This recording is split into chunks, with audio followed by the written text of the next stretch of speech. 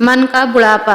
जब से शादी कर सरला अपने ससुराल आई थी, अपनी सास सुनीता को बीमार ही देखा था। सुनीता जी किसी न किसी शारीरिक तकलीफ से हमेशा परेशान ही रहती। सुनीता जी ने इसलिए अपने बेटे की शादी जल्दी कर दी ताकि घर में बहू आएगी तो घर संभाल लेगी, वरना भारी होते शरीर ने उन्हें और पूरे घर को कामवाली पर निर्भर कर दिया था।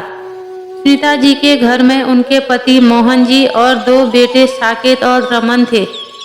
सरला साकेत की पत्नी थी। सरला बहुत ही प्यारी लड़की थी। बहू बन आते ही घर की जिम्मेदारियों को उठा लिया था। ससुराल में सबका स्वभाव अच्छा था, कमी थी बस सभी को आलस बहुत था। ससुर जी, पति और देवर तो फिर भी ठीक थे, लेकिन माँ जी स्वभाव से बहुत आलसी थी। साथ ही खाने में उनको तेज मिर्च मसालों का खाना ही चाहिए था, जिसका असर भी उनके ऊपर दिखता था। बड़े हुए वजन से वो उम्र से 2 गुनी दिखती थी। सुनीता जी अपनी बहू से बहुत खुश थी और सरला की तारीफ सबसे करती।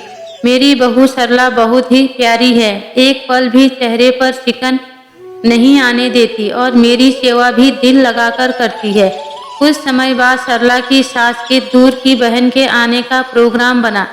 सरला बेटा कहने को तो मेरी बड़े ताऊ जी की बेटी है शांति दीदी, लेकिन हमेशा मुझे सगी बहन जैसा मान और प्रेम दिया है। तुम उनका वैसे ही ख्याल रखना जैसे मेरा रखती हो। जी माँ, आप निश्चिंत रहे, मौसी जी को कोई शिकायत नहीं होने दूंगी। शांति मौसी का परिवार दिल्ली में रहता था और मौसी जी अनाथालय और विधवा आश्रम में लड़कियों को सिलाई कढ़ाई आदि का प्रशिक्षण देती थी। अक्सर उनका काम लखनऊ में भी होता और जब भी उन्हें आना होता तो वो सुनीता जी से मिलने जरूर आती थी। सही समय पर शांति मौसी घर आ गई। उनके आने से पहले ही सरला ने सभी तैयारियां दिल से की थी। खाने में ससुराल में जैसा सबको पसंद था वैसा चटपटा खाना भी बनाया था। रात के खाने में तरह तरह के व्यंजन देख मौसी जी मुस्कुरा उठी। क्यों सुनीता, तेरा चटपटा खाने का शौक कम नहीं हुआ? अब इस उम्र में क्या कम होगा दीदी, आप खाओ ना खाना, सरला बहुत अच्छा खाना बनाती है। सुनीता के कहने पर शांति मौसी ने खाना तो खा लिया, लेकिन उन्हें खाता देख सरला समझ गई इतने तेल मसाले का खाना उन्हें पसंद नहीं आया और उनका पेट नहीं भरा। रात को 1 गिलास दूध का दिया तो मौसी जी हल्के से मुस्कुराकर बोली, बेटा मेरे लिए परेशान न होना, मैं बहुत सादा खाना खाती हूँ। सुबह के नाश्ते में सरला ने उनके लिए हल्का नाश्ता बनाया। टेबल पर गर्मा गर्म उपमा देख मौसी जी का चेहरा खिलखिला उठा। शांति मौसी 4 दिन रुकी, फिर भी सारा काम अपने आप करती और सादा खाना ही खाती। और एक सरला की सास जो बहुत आलसी थी। सरला ने कहा, मौसी जी आप दिल्ली जैसे शहर में रहती हैं, रुपये पैसे की कोई कमी नहीं है और आप मम्मी जी से उम्र में भी बड़ी हैं, सारे काम अपने खुद ही करती हैं, इतनी उम्र में इतनी भागदौड़ क्यों, आप तो आराम से भी रह सकती हैं। सरला की बात सुनकर मौसी जी मुस्कुरा उठी।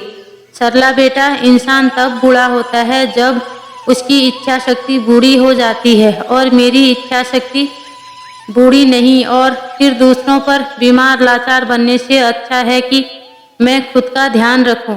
जिंदगी में दूसरों की सेवा कर जो खुशी मुझे मिलती है वो मुझे 2 गुने जोश से भर देती है। सरला बहू, हम आज समाज से बहुत कुछ पाते हैं तो कुछ फर्ज हमारा भी बनता है समाज के प्रति अपना फर्ज निभाने का। और फिर कौन कहता है कि बुढ़ापा एक रोग है?